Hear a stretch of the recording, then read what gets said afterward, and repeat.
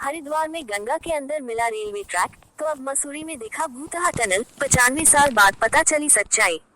हरिद्वार में गंगा के अंदर रेलवे ट्रैक मिलने से हड़कंप मच गया।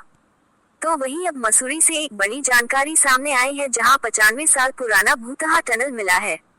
आइए जानते हैं क्या है इसका इतिहास।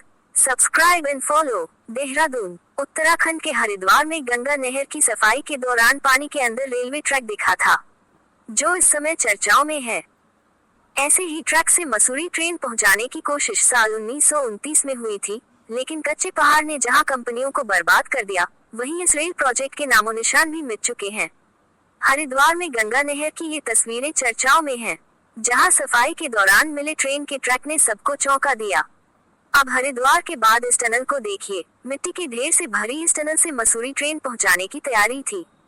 साल 1929 में अंग्रेजों ने इसी टनल के जरिए देहरादून से मसूरी ट्रेन पहुंचाने का सपना देखा, लेकिन कच्चे पहाड़ और कुछ मजदूरों के दब जाने से प्रोजेक्ट पूरा नहीं हो पाया। 1929 के इस रेल प्रोजेक्ट के तौर पर अब सिर्फ टनल का ये मुहाना ही दिखता है।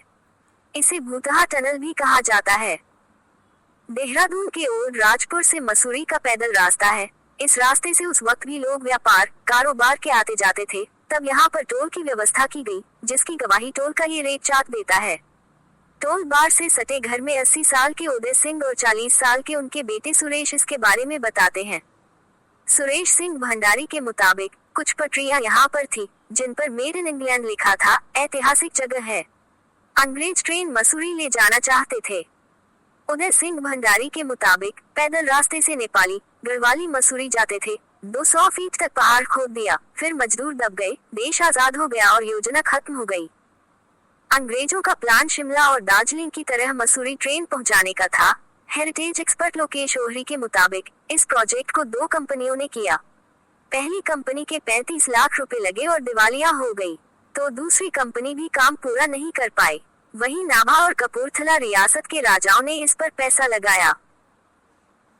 कोशिश बहुत हुई, लेकिन कामयाबी नहीं मिली और फिर 1947 में देश की आजादी के साथ मसूरी रेल प्रोजेक्ट पूरी तरह ठप हो गया और आजादी के 75 साल बाद ट्रेन ट्रैक के नाम पर टनल का सिर्फ ये हिस्सा बचा है, जिसे लोग अब भूतहा टनल भी कहते हैं।